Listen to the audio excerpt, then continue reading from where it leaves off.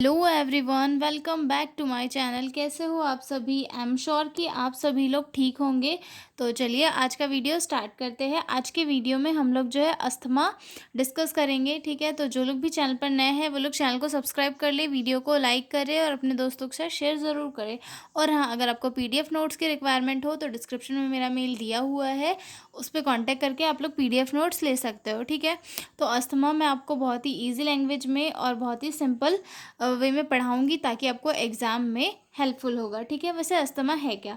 Asthma एक chronic lung condition है जिसमें कि हमारा जो एयरवे है, एयरवे में इन्फ्लेमेशन आ जाती है, एयरवे नैरो हो जाता है जिससे कि कफिंग, व्हीजिंग या फिर एसओबी यानी कि शॉर्टनेस ऑफ ब्रीथ या फिर चेस्ट टाइटनेस जैसे सिम्टम्स दिखाई देते हैं। ठीक है, ये कई बार जो है धूल या फिर एक्सरसाइज या फिर ठंडी हवा, स्ट्रॉन्ग स्मेल, इन सारी चीज़ों के कारण होता है, मतलब एलर्जिक रिएक्शन के कारण होता है। ठीक है, कभी कभी जो है अस्थमा अटैक मतलब अटैक का रूप भी धारण कर लेता है जिससे कई लोगों की जान भी चली जाती है। ठीक है, ये लॉन्ग टर्म कंडीशन है, यानी कि मतलब लोगों की लाइफ में ये हमेशा देखने के लिए मिल जाता है। ठीक है, जो लोग जिनका जो रेस्पिरेटरी सिस्टम है उनके वीक है, उनमें अधिकतर अस्थमा की शिकायत देखने के लिए मिलती है। ठीक है, तो अब देखते हैं अस्थमा डिटेल में। Okay, asthma is a chronic and inflammatory disease of airway caused by allergic responses of bronchi, resulting in reversible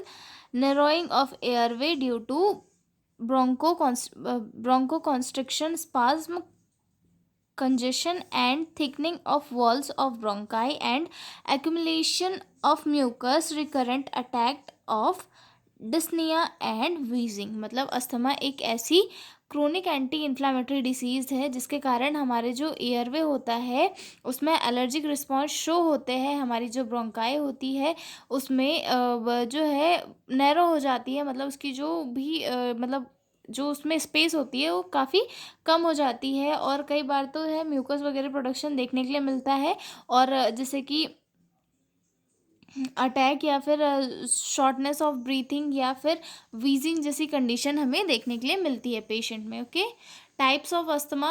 asthma कितने टाइप का होता है? It is of two types, मतलब दो टाइप का होता है अस्थमा। एक्सट्रिंसिक यानी कि एलर्जिक, मतलब किसी एलर्जी के कारण कॉज होता है। ठीक है, और इंट्रिंसिक यानी कि नॉन एलर्जिक होता है। ये जो है मतलब जब पर्सन की एज बढ़ती जाती है और इम्यूनिटी अगर वीक हो तो उस कारण से कॉज हो सकता है। ठीक है, एक्सट्रिंसिक यानी कि commonly occur in childhood. Extrinsic मतलब बच्चों में हो, बच्चों की एज से ही किसी पर्सन में होने लग जाता है, जैसे कि किसी उनकी इम्यूनिटी वीक रहती है तो एलर्जी ज़्यादा होती है तो उस कारण से कॉज होता है। ठीक है, इंट्रिंसिक यानी कि जब एज बढ़ती है उसके बाद होता है। ठीक है, अब इसके कॉजेज़ देख लेते हैं कि क्या क्या कॉजेज़ हो सकते हैं। ठीक है, there are the some factors which are responsible for asthma. Environmental factor, changes in temperature, mostly cold air, change in humidity, dry air. मतलब इन्वायरमेंटल फैक्टर यानी कि जो हमारे आसपास का इन्वायरमेंट होता है उसमें सडन चेंजेस, जैसे कि टेम्परेचर चेंज हुआ तो जैसा अस्थमा वाला पेशेंट है, सॉरी मतलब कोल्ड एयर में अगर कोई पर्सन ज़्यादा है तो उसकी बॉडी में अस्थमा कॉज हो सकता है। ठीक है, अगर ह्यूमिडिटी मतलब ड्राई एयर ज़्यादा है तो उस कंडीशन में भी हो सकता है। एटमॉस्फेरिक पॉल्यूशन, मतलब सिगरेट वगैरह या फिर इंडस्ट्रियल स्मोक है तो उसके कारण भी कॉज हो सकता है, क्योंकि ये चीज़ें हमारे जो रेस्पिरेटरी सिस्टम होता है उसे डैमेज करती जाती है और हमारा जो रेस्पिरेटरी फंक्शन है वो प्रॉपरली नहीं हो पाता है, जिसके कारण जो लंग डिसीजेस है वो कॉज हो जाती है। ठीक है, उसके बाद allergen inhalation, food treated with sulphate, beer, wine. मतलब एलर्जन यानी कि कुछ चीज़ों को इनहेल कर लेना, दैट मीन्स कि कुछ सल्फेट हो गया या फिर बियर वाइन हो गया, उनके कारण हो सकता है। स्ट्रेस या फिर इमोशनल अपसेट अगर कोई पर्सन है तो उसके कारण हो सकता है। मेडिकेशन या फिर non steroidal anti inflammatory drugs के कारण हो सकता है। ठीक है, स्ट्रॉन्ग आउटडोर एंड परफ्यूम, मतलब जो स्ट्रॉन्ग परफ्यूम वगैरह यूज़ करते हैं तो उसकी स्मेल से क्या होता है, एलर्जी कॉज होती है जिसके कारण अस्थमा कॉज हो सकता है। ठीक है, आगे देखते हैं इसके क्लिनिकल मैनिफेस्टेशंस। वीजिंग, वीजिंग देखने के लिए मिलेगी। ठीक है, cough all night and early morning, मतलब पूरी नाइट कफ होगा पेशेंट को और अर्ली मॉर्निंग में कफ देखने के लिए मिलेगा। चेस्ट टाइटनेस होगा, शॉर्टनेस ऑफ ब्रीथ देखने के लिए मिलेगी। ठीक है, प्रोलॉन्ग एक्सपिरेशन में देखने के लिए मिलेगा, ठीक है। हाइपोक्सेमिया देखने के लिए मिलेगा। रोची यानी कि साउंड ड्यूरिंग, जब पेशेंट ये करेगा मतलब इनहेल करेगा उस टाइम पे ये जो है साउंड सुनने के लिए देखने के लिए मिलेगा, ठीक है। Attack of asthma may be for few minutes और आर, मतलब अस्थमा का अटैक भी कभी कभी पेशेंट को आ जाता है। तो ये थे हमारे क्लिनिकल मैनिफेस्टेशन ऑफ अस्थमा। आगे देखते हैं पैथोफिजियोलॉजी ऑफ अस्थमा, ठीक है। आगे देखते हैं पैथोफिजियोलॉजी ऑफ अस्थमा। इसमें सबसे पहले जो कुछ मतलब एलर्जिक फैक्टर्स है, जैसे कि एलर्जेंस है, इरिटेंट्स है, कोल्ड एयर है, एक्सरसाइज, ये चीज़ें जो है रेस्पिरेटरी सिस्टम को सबसे पहले ट्रिगर करती है। उसके बाद क्या होता है, हमारा जो इम्यून सिस्टम है वो एक्टिवेट होता है। Immune activation IgE mast cell degranulation होता है, ठीक है। हमारी बॉडी में मतलब जो है हमारी बॉडी आईजीई नामक एंटीबॉडी बनाता है जो मास्ट सेल को सैनिटाइज करता है। जब भी वही ट्रिगर वापस आता है तो मास्ट सेल डी ग्रेनुलेशन हो जाती है, यानी कि केमिकल्स छोड़ने लगती है, ठीक है। अब उसके बाद क्या होता है, अर्ली और लेट फेज में अर्ली और लेट फेज के जो रिस्पॉन्सेज है वो शो होने लगते हैं, ठीक है।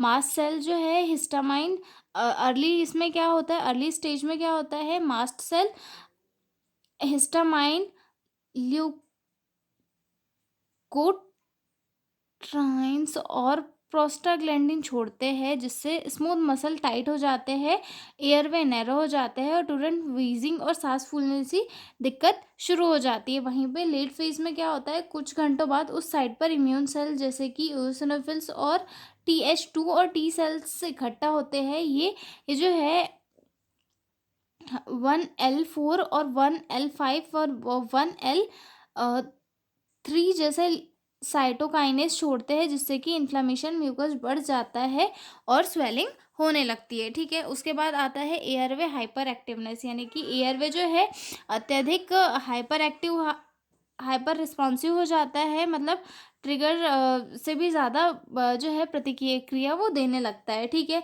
उसके बाद जो है अगर ट्रीट नहीं किया गया तो जो है एयरवे में क्रोनिक चीज़ें कॉज होने लग जाती है, ठीक है। लास्ट स्टेज में परसिस्टेंट एयरफ्लो, मतलब वहाँ पे जो है फाइब्रोसिस होने लग जाता है, जो म्यूकस वाली ग्लैंड है वो ग्रोथ करने लग जाती है और मतलब जो पेशेंट है उसे सांस लेने में हमेशा दिक्कत होने लगती है, ठीक है, और अस्थमा कॉज हो जाता है, ठीक है। आगे देखते हैं इसका मेडिकल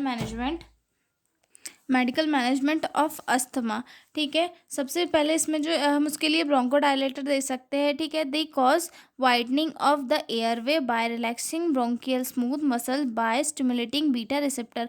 ब्रोंकोडायलेटर्स के थ्रू जो है जो ब्रोंकाई है वो थोड़ी डायलेट हो जाएगी, जिससे कि जो पेशेंट है वो एयर को अच्छे से ले पाएगा, ठीक है। फॉर एग्जांपल के लिए कुछ ब्रोंकोडायलेटर जैसे कि साल्ब्यूटामॉल, फॉर्मोटेरॉल या फिर एल्ब्यूटेरॉल, ओके। उसके बाद आगे दूसरे ड्रग्स है जेंथिन डेरिवेटिव दे सकते हैं। They have a diuretic effect and relax smooth muscle specially of bronchi, मतलब ये जो है डायूरेटिक इफेक्ट दिखाते हैं और जो ब्रोंकाई की जो मसल्स होती है उन्हें रिलैक्स करते हैं। फॉर एग्जांपल के लिए थियोफाइलिन, डेरिफाइलिन और एमिनोफाइलिन, ओके। आगे देखते हैं एंटीकोलिनर्जिक ड्रग्स देते हैं। The action of these drug include relaxation of smooth muscles and decrease secretion of mucus, मतलब इन ड्रग्स के थ्रू जो है स्मूथ मसल्स को रिलैक्स किया जाता है और इनसे जो है सिक्रेशन को रिड्यूस किया जाता है। फॉर एग्जांपल के लिए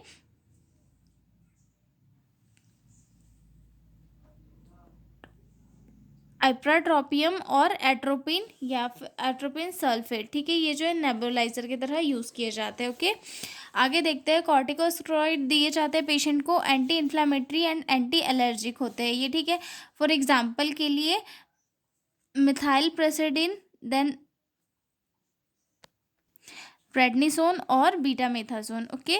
उसके बाद कौन से ड्रग दिए जाते हैं, ल्यूकोटेरिन रिसेप्टर्स दिए जाते हैं। Leukotriene receptors antagonist, they prevent the action of leukotrienes by blocking their receptors on cell members, मतलब ये जो है ल्यूकोटेरिन्स जो सेल थी उनके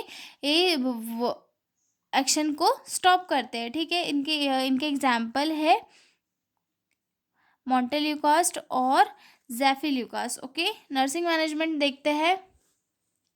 assess the respiratory status, patient का रेस्पायरेटरी स्टेटस हमें असेस करना है। Assess the patient respiratory status include role, depth and rhythms, मतलब जो पेशेंट है उसकी रिदम क्या है, उसका स्टेटस क्या है, कैसे कैसे वो सांस ले रहा है, कितनी गहरी सांस लेना है, ये सारी चीज़ें चेक करनी है, ठीक है। मॉनिटर ऑक्सीजन सेचुरेशन, पेशेंट का ऑक्सीजन सेचुरेशन नर्सेज को चेक करना होता है कि पेशेंट की कितनी जो है सेचुरेशन चल रही है। Monitor oxygen saturation using pulse oximetry, ठीक है। Administer medication as ordered by physician, मतलब जैसे ही कि फिजिशियन ने ऑर्डर दिया है उस हिसाब से हमें मेडिसिन एडमिनिस्टर करनी है। Provide emotional support to patient and family, patient को जो इमोशनल सपोर्ट देना है, फैमिली को भी।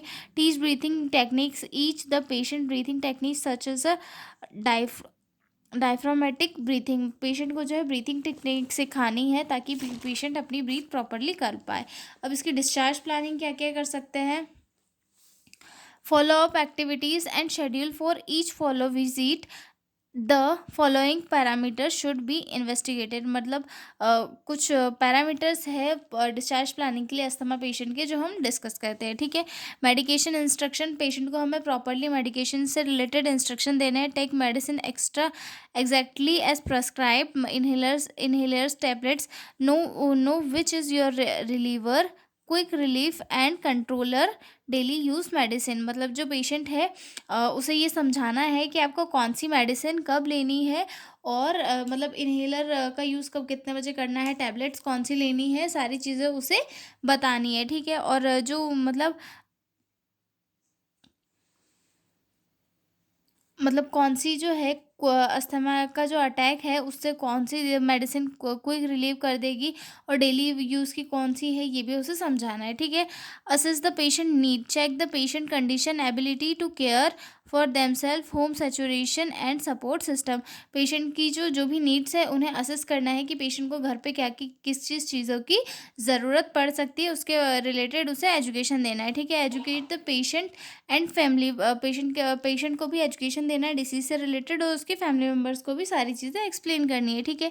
Teach about the illness, medications, diet, lifestyle change needed after discharge, मतलब जो है आपको लाइफस्टाइल में कैसे चेंजेस करनी है, इसी सारी चीज़ों के बारे में जो पेशेंट को एजुकेशन देना है कि आपको ठंडी में नहीं रहना है, ठंडा पानी नहीं पीना है, आप गुनगुना पानी पिए, ये सारी चीज़ें पेशेंट को हमें समझानी है। Explain medication use, make sure the patient knows how and when take medicine and possible side effect, patient को सारी चीज़ें मेडिसिन से रिलेटेड समझानी है कि कौन सी मेडिसिन कितने बजे लेनी है और मेक श्योर ये करना है कि पेशेंट को सारी दवाइयों के साइड इफ़ेक्ट पता हो ताकि वो समझ के जो है जल्दी से ट्रीटमेंट के लिए आ सके, ठीक है।